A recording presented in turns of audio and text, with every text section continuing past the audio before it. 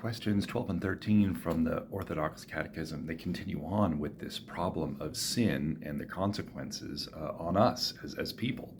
So question 12 asks, essentially, it's really bad that we sin, we deserve punishment, we deserve condemnation.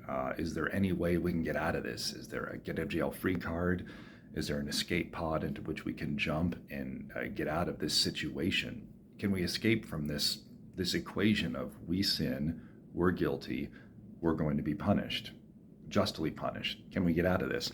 And the answer is no. There is no escape from this because Exodus 23:7, one of the quoted scriptures in the question, says that God will not acquit the wicked. Justice demands that crime be punished. And Romans chapter 2, verse 11, the Apostle Paul says that God doesn't show partiality. We show partiality sometimes. We may have kids that we don't punish. The youngest kids don't get punished as severely as the older kids because we've gotten soft as we've gotten older as parents, perhaps.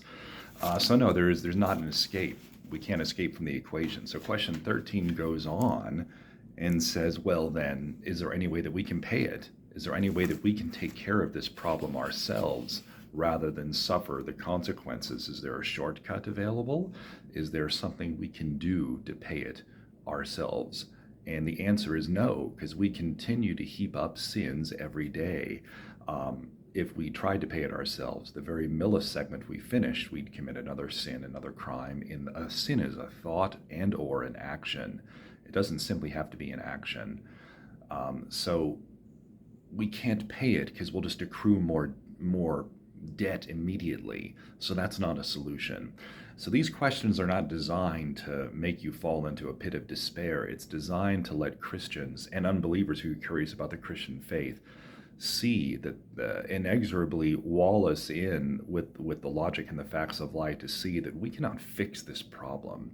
In order for the problem to be fixed, there has to be an intervention from outside to fix this problem for us.